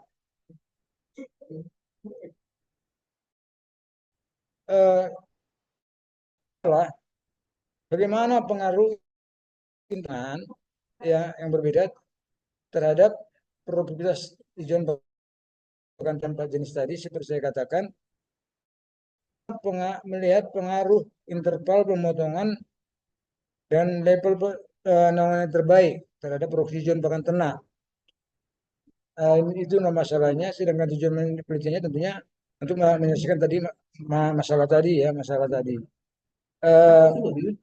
Jadi hipotesis yang kami ajukan dalam penelitian ini bahwa baik naungan maupun interval pemotongan akan berpengaruh terhadap nanti produktivitas hijauan pakan ternak baik dari segi bahan segar maupun bahan kering bahan kering lah, dan juga kapasitas tampung serta juga nanti nilai gizinya dalam hal ini adalah protein kasar, serat kasar dan lemak, kadar lemak. Ini nanti kan lakukan analisanya di laboratorium nutrisi USU.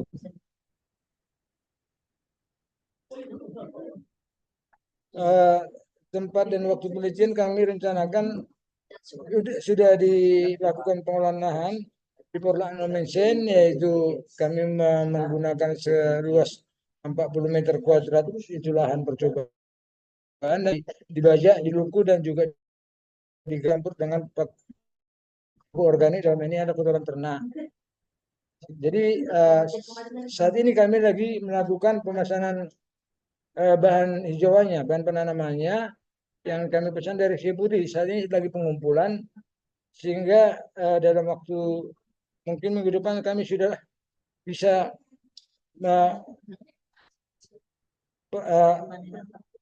panen pertama sudah, panen kedua nanti kami karena 2 kali pemanenan itu akan dilakukan nanti sesuai dengan interval pemotongan 4 minggu sekali dan 6 minggu sekali.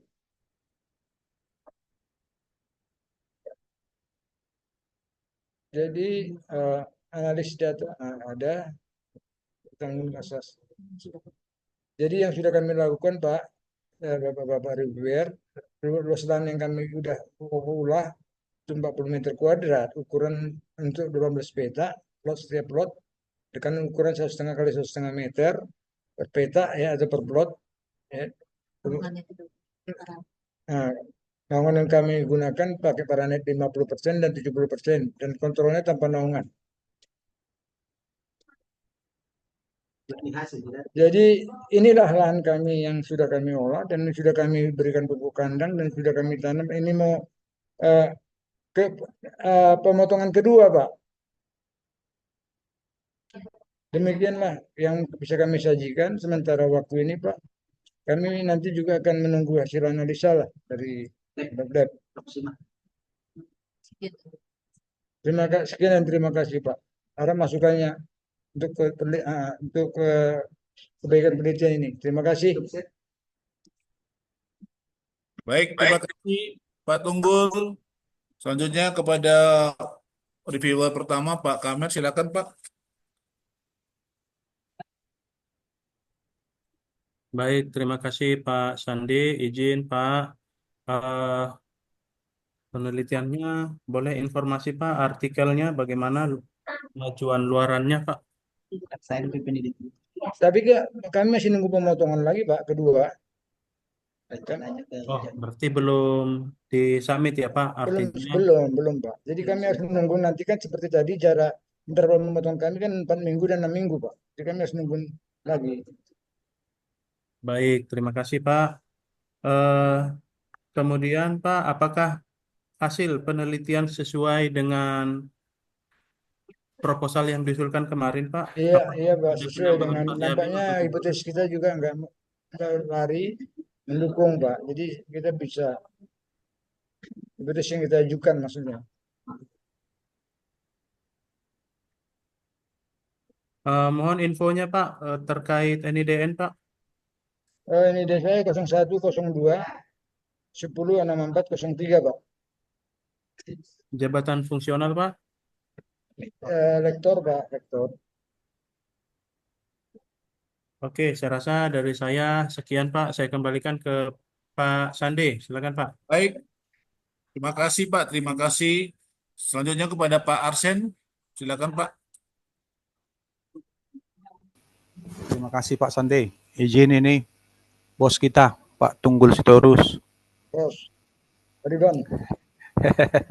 Baik, saya mau tanya kali ini, bagaimana dengan keterserapan anggarannya? Apakah yang 70% sudah terserap dengan baik, Pak? Sebenarnya nanti kalau dibebankan kita nanti juga ada luaran kita nanti berapa level cintanya ya, sementara ya mungkin kurang dikit lah Pak, ataupun memang harus nambah karena kami menggunakan analisa dari itu lebih sangat mahal Pak dari USU kita karena menggunakan bahan kimia dan alat kimia itu nanti Pak, bahan kimia. Jadi agak mahal per sampelnya Pak. Kalau kami harus lakukan ke 16 sampel, 18 sampel. Nanti bisa diminta Pak sama Pak Kamer nanti Pak tambahannya. Semoga dikabulkan. Oke, baik. Berarti udah pasti terserap lah ya semua yang 70% ya. Ini penelitian internal atau prodi nih Pak? Internal Pak. Oh, internal ya, bukan prodi ya. Bukan. Kalau prodi kan lebih besar biasanya dananya Pak. Iya betul. Baik. Kemudian Ini masih proses ya Pak ya, proses Iya, penelitian ya. Ya, iya. proses penelitian. Kemudian bagaimana dengan keberlanjutan penelitian ini? Apakah nanti setelah selesai penelitian ini masih ada keberlanjutannya ini, Pak? Iya, Pak, Penelitian kami ini. Dengan hijauan yang lain. kami akan melakukannya juga untuk hijauan yang lain karena gini, yang kami rencana memang kami karena kita juga di peternakan sedang mengembangkan ternak kerbau dan sapi, kami butuh hijauan, Pak. Jadi penelitian hijauan harus intensif, Pak. Karena itu memang makanan untuk ruminansia sapi dan kerbau kami. Itu, Pak. Jadi untuk ke Baik, situ itu, Pak. Keberlanjutan yang akan kita teruskan, Pak. baik. Terima kasih Pak Tunggul. Nanti takutnya nanti moderator nanti marah ini karena Pak Sitorus ini. Oke, silakan Pak Torus. Itu saja. Nggak ada itu. Nggak masalah. Oke, kalau gitu terima kasih Bapak Buda, tunggu terus. Terima Terus kasih, Bapak Tua. Oke. Makasih Pak Kamer, makasih Pak Arsen. Yang terakhir kepada Pak Maringan Panjaitan yang diwakili oleh Pak Johnson Raja Guguk. Saya persilakan Pak untuk mempresentasikan punyanya Pak Maringan, walaupun dalam mobil.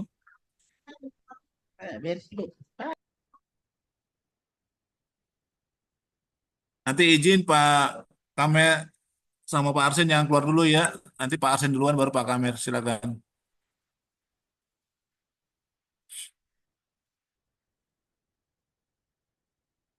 Banyak kali handphone lah. Ngeri kali ya.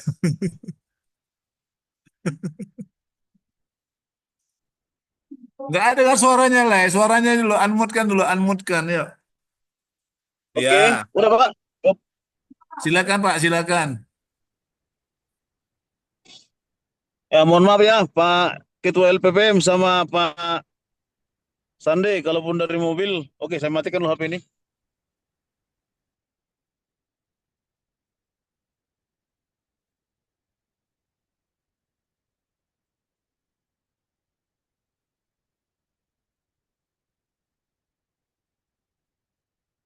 Baik, silakan.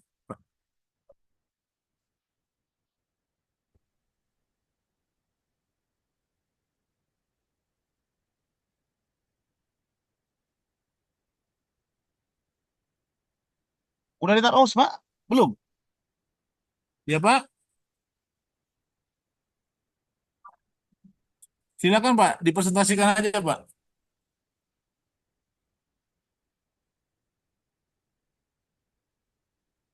Ya, Oke, udah selamat Pak, sore udah Pak. nampak Pak, udah nampak. Silakan Pak. Reviewer saya sebelumnya ingin tahu Pak, siapa Pak? Ya, silakan Halo? Pak, silakan.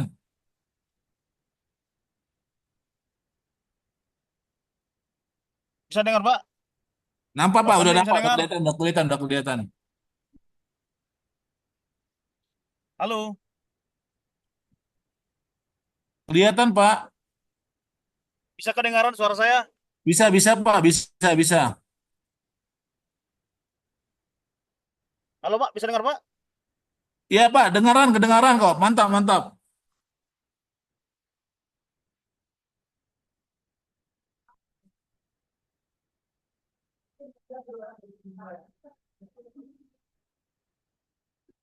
Oke, selamat sore Pak. Sore Pak, sore. Bisa dengar Pak? Pak Kamer bisa dengar?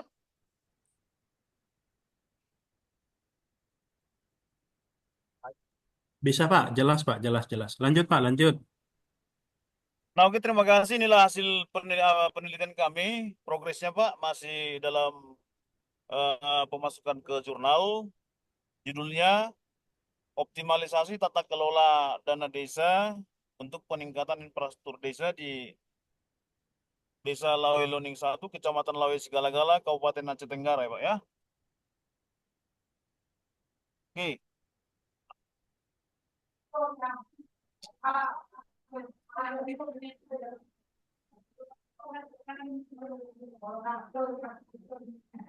Nah, adapun latar belakangnya Pak, percepatan pembangunan desa membutuhkan anggaran itu sudah pasti.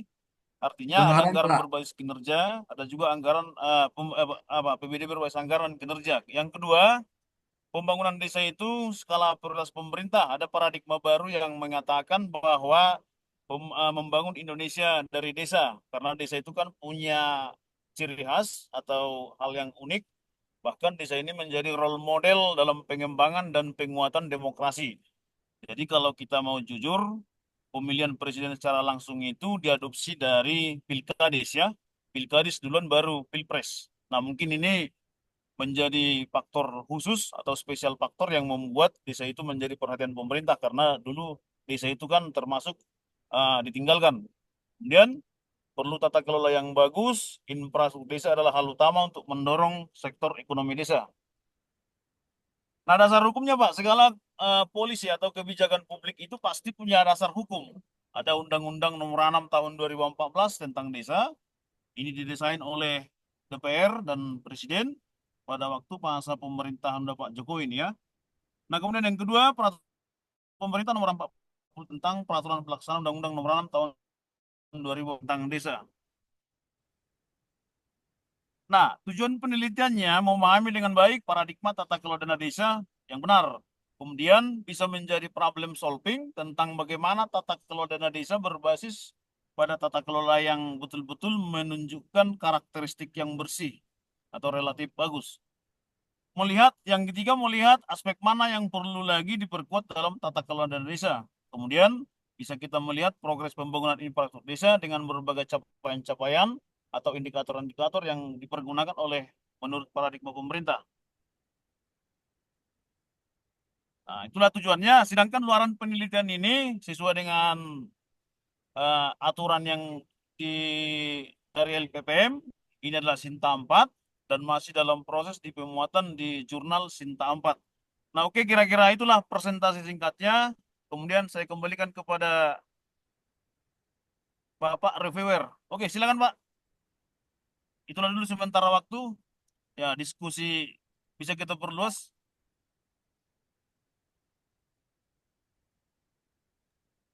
Baik, saya rasa langsung aja ya Pak. Pak Sandi, boleh Pak?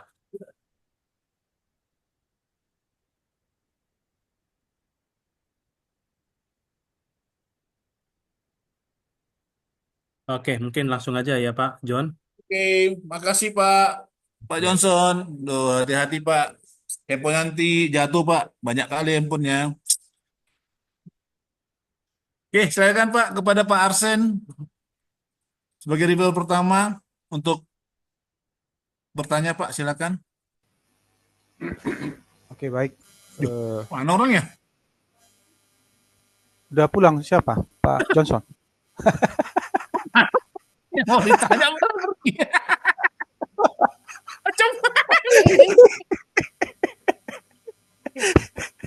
Gimana? Siapa mau ditanya?